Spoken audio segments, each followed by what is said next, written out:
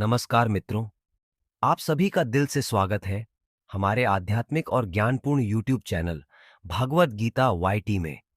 यह सिर्फ एक चैनल नहीं है, बल्कि एक यात्रा है, आत्मा से परमात्मा तक की यात्रा। यहाँ हम श्रीमद् भगवत गीता के हर श्लोक को इस तरह से समझने की कोशिश करते हैं जैसे वह हमारे जीवन की कोई सच्ची कहानी हो। गीता कोई पुरानी किताब नहीं, बल्कि यह आज के समय में भी उतनी ही जीवित है जितनी महाभारत के युद्ध में थी। आज हम एक ऐसे श्लोक की बात करने जा रहे हैं जो सुनने में बहुत छोटा और सामान्य लगता है, लेकिन अगर ध्यान से समझें तो इसके भीतर वीरता, निष्ठा, बलिदान और आत्मबल की एक पूरी दुनिया समाई हुई है। यह श्लोक है श्रीमद् भगवद गीता के पहले अध्याय का 5वां श्लोक। चलिए सबसे पहले इस श्लोक को पढ़ते हैं। युद्धामन्युश्च विक्रांत उत्तमोजाश्च वीर्यवान सौभद्रो द्रौपदेयाश्च सर्व एव महारथा। अब इसका सरल हिंदी में भावार्थ समझते हैं। युद्धामन्यु जो अत्यंत पराक्रमी है, उत्तमौजा जो बलवान और वीर है, सुभद्रा का पुत्र अभिमन्यु और द्रौपदी के सभी पुत्र, ये सभी महारथी योद्धा हैं। अब प्रश्न यह उठता है कि यह श्लोक क्यों महत्वपूर्ण है। इसमें तो बस कुछ नाम है, तो फिर इसमें गहराई कहां है। तो आइए अब इस श्लोक की परत दर परत व्याख्या करते हैं, उसकी आत्मा को समझते हैं। सबसे पहले बात करते हैं युद्धामन्यु की। महाभारत में युद्धामन्यु का नाम उतना प्रमुखता से नहीं आता जितना अर्जुन या भीम का, लेकिन फिर भी उसका नाम इस श्लोक में सबसे पहले आता है। यह बताता है कि वह कोई साधारण योद्धा नहीं था। युद्धामन्यु का उल्लेख विक्रांत के साथ हुआ है, जिसका अर्थ होता है अत्यंत पराक्रमी, जो किसी भी युद्ध भूमि में अपने शत्रु के बीच घुसकर लड़ने का साहस रखता हो। ऐसा योद्धा जो डर को पहचानता ही न हो। ऐसा कहा जाता है कि जब अर्जुन युद्ध में व्यस्त रहते थे तो युद्धामन्यु उनके रथ की रक्षा करते थे।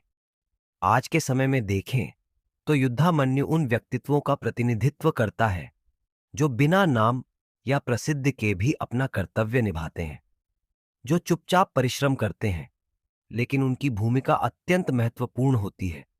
इसके बाद आते हैं उत्तमौजा। उत्तमौजा के लिए श्लोक में शब्द आया है वीर्यवान। वीर्यवान का मतलब सिर्फ शारीरिक बल नहीं होता। यह शब्द उस अंदरूनी ताकत की बात करता है जो किसी को किसी भी कठिन परिस्थिति में टिके रहने की शक्ति देता है। उत्तमौजा भी युद्धामन्यु की तरह अर्जुन की रक्षा के लिए नियुक्त था।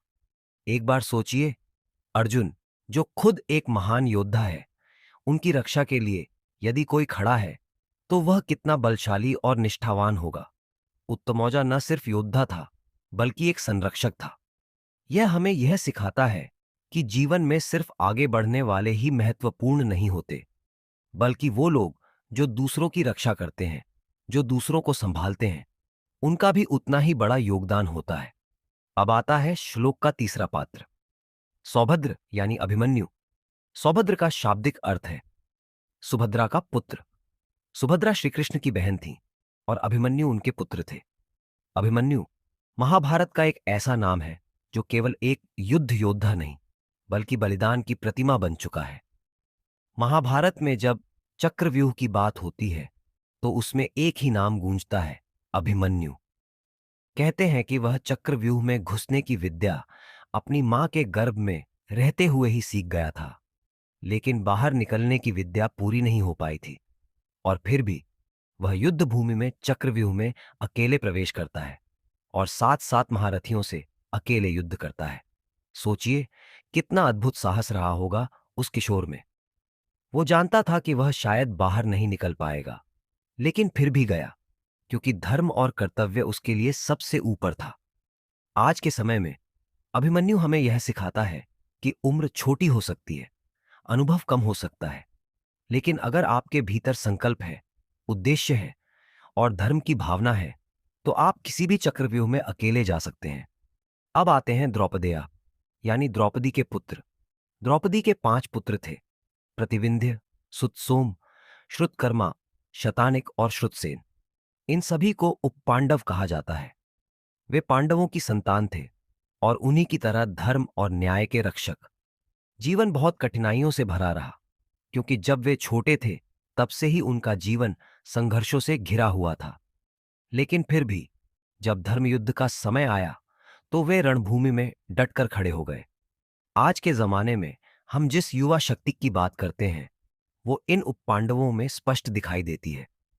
वे निडर थे, निष्ठावान थे और सबसे बड़ी बात, वे धर्म की रक्षा के लिए अपनी जान देने को भी तैयार थे।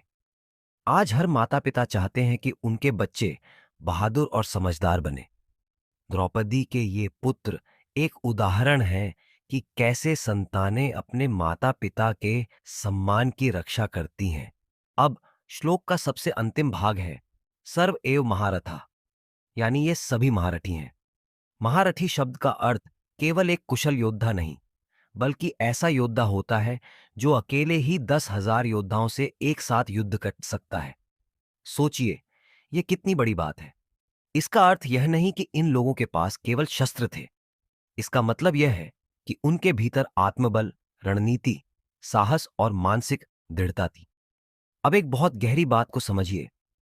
यहां दुर्योधन इन योद्धाओं की गिनती कर रहा है और एक के बाद एक पांडव पक्ष के इस योद्धाओं का नाम ले रहा है। लेकिन क्यों?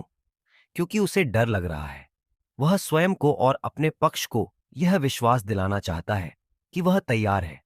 लेकिन सच्चाई यह है कि वह पांडवों की शक्ति को देखकर हिल चुका है। एक बार सोचिए, यदि कोई व्यक्ति सिर्फ अपने शत्रु की ताकत को बार बार गिनवाता है तो क्या वो आत्मविश्वासी है? नहीं, वो अंदर से भयभीत है। दुर्योधन को मालूम था कि पांडवों के पास न केवल सैनिक बल है, बल्कि उनका उद्देश्य सही है, धर्म की स्थापना। पांडवों के साथ श्री कृष्ण है और सबसे बड़ी बात, उनके पास धर्म है। दुर्योधन की चिंता इसलिए थी क्योंकि वह जानता था कि जो लोग धर्म के लिए लड़ते हैं उन्हें कोई हरा नहीं सकता। अब अगर हम इस श्लोक को हमारे जीवन से जोड़ें तो यह हमें बहुत कुछ सिखाता है। जीवन में कई बार हम परिस्थितियों से घिर जाते हैं।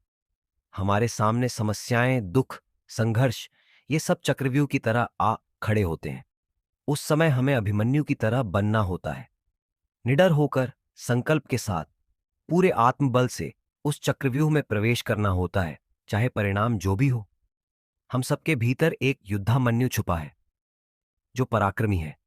हम सबके अंदर एक उत्तम औजा है जो वीर्यवान है। हम सब में एक अभिमन्यु है जो साहस और आत्मबल का प्रतीक है। हम सबके भीतर उप पांडवों की भावना है जो निष्ठा और कर्तव्य के लिए जीते हैं। यह श्लोक हमें याद दिलाता है कि केवल प्रसिद्ध उम्र या अनुभव नहीं, बल्कि धर्म के लिए लड़ने की भावना ही सच्चा बल है।